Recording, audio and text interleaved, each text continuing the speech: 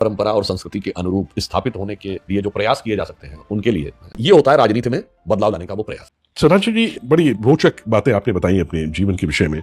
मैं ये आपसे पूछना चाहूंगा कि आपके कौन रोल मॉडल्स रहे शुरुआती दिनों में, प्रारंभिक जीवन में, और किन लोगों से मेजर इंस्पिरेशन मिला, लाइफ में प्रेरणा मिली? देखिए, मैं जब छात्र जीवन में था तो स्वामी विवेकानंद की कुछ पुस्तकें पढ़ने का अवसर मिला, स्वामी राम तीर्थ की कुछ पुस्तकें पढ़ी। अरे वाह!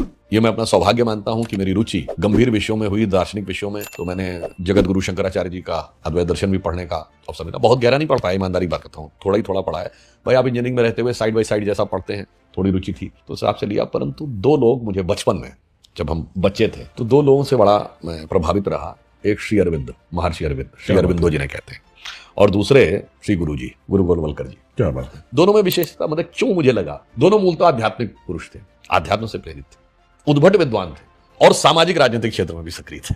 क्या बात, बिल्कुल। तो इसलिए मुझे लगा कि समाज और राष्ट्र के परिवर्तन के लिए भारत की ज्ञान परंपरा और संस्कृति के अनुरूप स्थापित होने के लिए जो प्रयास किए जा सकते हैं उनके लिए बचपन में इन दो लोगों से बहुत प्रभावित था। क्या बात है! और आगे चल के कौन आपकी इंस्पिरेशन बने राजनीति में? नहीं, फिर इसी विचार से आगे बढ़ते चले गए और फिर धीरे धीरे राजनीति में आगे बढ़ते चले गए। राजनीति में किस लिए? सरकार के लिए या सत्ता के लिए? नहीं, विचार और समाज बदलने के लिए। और मैं ये मानता हूं, जैसे दीनदयाल जी ने, श्यामा प्रसाद मुखर्जी जी ने कार्य किया। उदाहरण के लिए, मोदी जी प्रधानमंत्री बने 2014 में। 15 अगस्त 2014 को उन्होंने दो ऐसी बातें बोली जो राजनीतिक पंडितों ने कहा इसका राजनीति से क्या लेना देना है, तो नॉन पॉलिटिकल इशू है।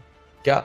स्वच्छ भारत अभियान और बेटी बचाओ बेटी पढ़ाओ। कोई भी कहेगा इन दोनों पक्षों का राजनीति से तो मतलब नहीं, तो समाज से मतलब है। परंतु जो मैंने कहा ना, हम विचार का उद्देश्य समाज में बदलाव लाना है, मानसिकता में बदलाव लाना है, सिर्फ सरकार में बदलाव लाना नहीं। तो आपने देखा दोनों मानसिकता में बदलाव आया। आज लगभग 10 साल हो गए। आज से 10 साल पहले लोग जितनी आसानी से किसी भी हाथ में आए हुए कूड़े रैपर को ऐसे आसानी से छोड़ दिया करते थे, अब ऐसा नहीं है। कोई भी व्यक्ति होता है, देखता है कि कूड़ादान, डस्टबिन कहाँ है, तो वहीं पे उसके ऊपर उसको सही जगह पे डालें। ये मानसिकता का बदलाव है। बेटी बचाओ बेटी पढ़ाओ में इतना परिवर्तन आया कि पिछले 10 वर्षों में जो नवजात शिशुओं में लिंग दर के अनुपात में भारी सुधार हुआ। यहाँ तक कि हरियाणा और राजस्थान जैसे राज्य जो इसमें बहुत पीछे, उनमें भी नोटेबल सुधार हुआ है। और जहां तक मैंने पढ़ा था 2023 में शायद पहली बार ऐसा हुआ है कि नवजात शिशुओं में लड़कियों की संख्या लड़कों से अधिक है। ये होता है सोच में बदलाव, राजनीति का लक्ष्य जो मोदी जी ने 15 अगस्त 2014 को एक व्यू दिया था।